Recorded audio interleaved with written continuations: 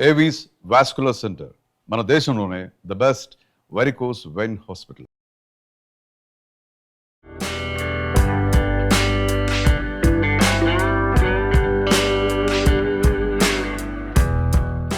నమస్కారం.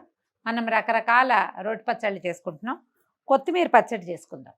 కొత్తిమీర పచ్చడి ఎంత బాగుంటుందోనండి, తొందరగా కూడా అయిపోతుంది. జస్ట్ దీన్ని బాగా జాడిచ్చి ఇసుక లేకుండా కడిగేసి బాగా పెద్ద పెద్దవిగా ఉన్నటువంటి కాడలు ఉంటాయి అవి తీసేసి వేలు తీసేయటం, జాడించేసేయటం, ఓ బట్ట మీద ఆరబడేయండి. ఒక పావు గంట సేపు ఏదైనా బట్టలో చుట్టూ పక్కన పెట్టేస్తే చక్కగా ఆరిపోతుంది. ఇది కొత్తిమీర, పచ్చి కొత్తిమీరే చేసేసుకుంటాం. పుదీనా కూడా అట్లాగే చేసుకోవచ్చు. వేయిస్తారు కొంతమంది, వేయించింది బాగా నిలవ ఉంటుంది. మనకి ఫ్రెష్ పచ్చడి హాయిగా అన్నంలోకి బాగుంటుంది, దోశల్లోకి బాగుంటుంది, చపాతీల మీదకి బాగుంటుంది, బ్రెడ్ మీద స్ప్రెడ్ చేసుకోవడానికి కూడా ఎక్సలెంట్గా ఉంటుంది. కొత్తిమీర కడిగి పక్కన పెట్టాం. కొత్తిమీర కడిగేటప్పుడే కొంచెం, ఇప్పుడు ఇంత మాత్రం కొత్తిమీర అనుకోండి, అంత ఉంది కదా, దీనికి అంత చింతపండుని వేడి నీళ్ళు పోసి నానబెట్టి పక్కన పెట్టండి. ఈ పచ్చడికి ఆ మాత్రం బెల్లం కావాలంటే మీరు ఎంత చింతపండు వేసారో అంత బెల్లాన్ని పక్కన పెట్టుకోండి. ఓకే, పచ్చిమిరపకాయలతోనూ చేసుకోవచ్చు, ఎండుమిర్చితోటూ చేసుకోవచ్చు. సగం సగం వేసుకుందాము, పచ్చడి లూజ్గా బాగా వస్తుంది. సో స్టవ్ వెలిగి ఆన్ చేసి పెట్టాను ఆల్రెడీ నేను. ఒక చిన్న తిరగమాత పెట్టుకుందాం. చింతపండు హాట్ వాటర్లో కొంచెం వేడి నీళ్ళల్లో వేసి నిలవ ఉంటుంది. అయితే ఇది ఎండాకాలం కదా, ఆ చింతపండు తడి తగిలేసరికి సన్నీళ్ళు తగిలితే పాడైపోతుంది. వేడి నీళ్ళలో వేస్తే నిలవ ఉంటుంది. ఇది బేసిక్ రూల్స్ అండి, ఇవన్నీ అవి అలవాటు చేసేసుకోవాలి. నేను ఈజీ మెథడ్ ఏం చేస్తాను తెలుసా, కుక్కర్ పెడతాను అనుకోండి, ఆ కుక్కర్ మీద ఆ చిన్న గ్లాసులో చింతపండు వేసి కాసిన నీళ్ళు పోసి పొయ్యి దాని మీద పెట్టేస్తాను. శుభ్రంగా కాగిపోతాయి, ఇంకా అదేం అవ్వదు, పచ్చడి బాగుంటుంది. దాన్ని మనం పులుసులోకి వాడుకోవచ్చు, చారులోకి వాడుకోవచ్చు, కూరల్లోకి వాడచ్చు, ఏదైనా పప్పులో వేయదలుచుకుంటే దాంట్లో కూడా వాడుకోవచ్చు. ఆ పూట వాడుకోవడానికి అది పనిచేస్తుంది. మిరపకాయలు కొంచెం తుంచుకుందాము. ఒక 4-5 పచ్చిమిర్చి, ఒక 5-6 ఎండుమిర్చి వేద్దాం. స్టవ్ కొంచెం వేడెక్కించండి. ఇందులో కూడా వెల్లుల్లిపాయలు లేవండి, చాయిస్ మీదే. బెల్లం వేస్తాం కాబట్టి వెల్లుల్లిపాయ అస్సలు బాగోదు. ఒకవేళ మేము బెల్లం వేయం అంటే కావాలంటే వెల్లుల్లిపాయలు వేసుకోండి. కొంచెం మెంతులు వేద్దాము, చాలా కొద్దిగా. మెంతులు ఎర్రబడ్డాక ఒక స్పూను ఆవాలు,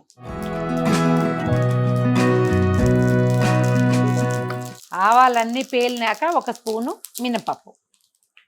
మినపప్పు కొంచెం కమ్మటి వాసన వచ్చేదాకా కొంచెం వేగనిస్తే బాగుంటుంది. కొద్దిగా రంగు వస్తే, తెల్లగా ఉండగా తీసేయబోకండి, రుచిగా ఉండదు అసలు. పచ్చడి కూడా ఏదో వెగటు జిగురుగా ఉంటుంది. ఒక 1/2 డజను ఎండుమిర్చి వేద్దాము. ఎండుమిర్చి ఊరికే వేగిపోతుందండి ఈ రోజుల్లో మరీను. తర్వాత ఒక 5-6 పచ్చిమిర్చి కొద్దిగా విరిచాను. ఒక చిటికెడు ఇంగువ,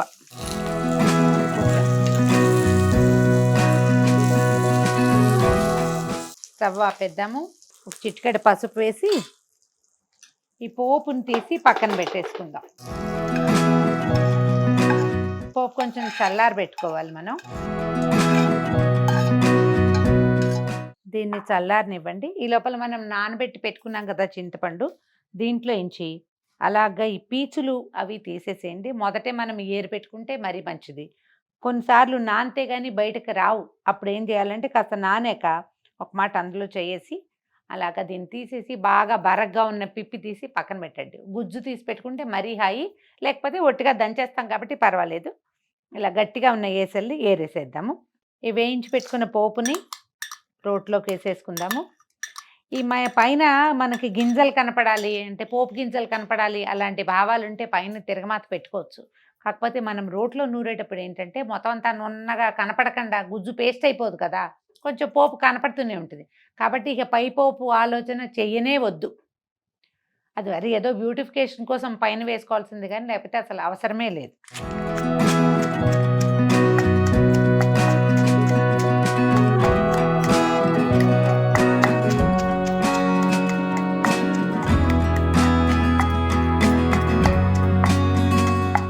ఈ పోపు కొంచెం మెత్తగా నూరేసాక చింతపండు నేను కొంచెం గుజ్జు తీసి పెట్టాను. కొద్దిగా అలాగా కొంచెం కొంచెం వేస్తూ నిన్నగా మెత్తగా అయ్యేలాగా నూరేసేయండి. ఒకేసారి పోసేయద్దు, అది ఎగిరి కంట్లో పడుతుంది.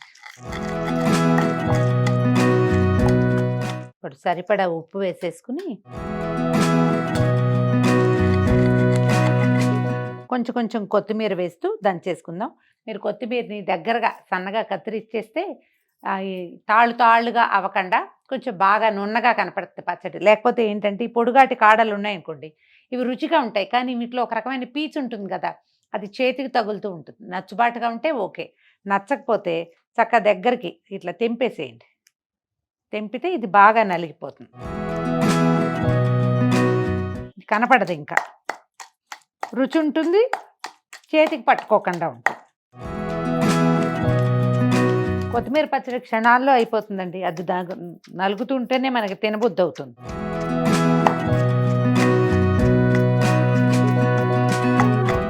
ఇప్పుడు మనం ఎంత బెల్లం వేయదలుచుకున్నామో ఆ బెల్లం కూడా వేసేసేయండి. నలిగిపోతే బాగుంటుంది. కొంచెం చింతపండు పక్కన పెట్టాను, కొద్దిగా అవసరాన్ని బట్టి వేసుకుందాం.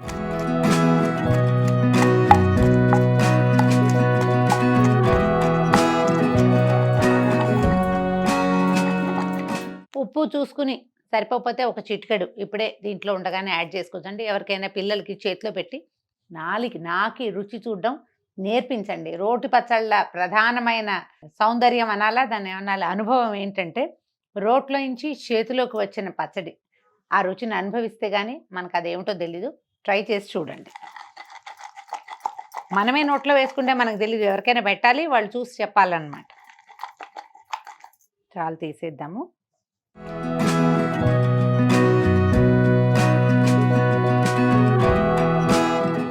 ఇంకొంచెం బెల్లం కావాలా, ఇంకొంచెం ఉప్పు కావాలా అనేది మనం రోట్లో ఉండగానే చూసుకోవచ్చు. చక్కటి వేడి వేడి అన్నంలో మంచి బ్రహ్మాండమైన కాచిన నెయ్యి వేసుకుని కలుపుకుని తింటే ఉంటుంది, ఎక్సలెంట్గా ఉంటుందండి. ఇది బ్రెడ్ మీదకి నాకు ఆ స్ప్రెడ్గా చాలా ఇష్టం. మామూలుగా బ్రెడ్ తినబుద్ది కాదు, ఎవడో చప్పచప్పగా ఉంటుంది, అంత రుచిగా ఉండదు. కానీ ఈ పుదీనా పచ్చడి లేదా ఇలా కొత్తిమీర పచ్చడి కనుక దాని మీద స్ప్రెడ్ చేసుకుని తింటే చాలా బాగుంటుంది. రోట్లో ఉన్న పచ్చడంతా చక్కగా నున్నగా గిన్నెలోకి తీసేసేయండి. తర్వాత రోలు కడుక్కోవచ్చు తాపీగా. ఏ రకమైన పదార్థాల్లోకైనా ఇది చాలా బాగుంటుందండి. ట్రై చేసి చూడండి. రోట్లో నూరిన కొత్తిమీర పచ్చడి రుచే రుచి. ఈ వీడియో కనుక మీకు నచ్చినట్లయితే లైక్ చేయండి, షేర్ చేయండి. మరిన్ని ఇంట్రెస్టింగ్ రోటి పచ్చళ్ళ వీడియోల కోసం మా ఛానల్కి సబ్స్క్రైబ్ చేసుకోండి.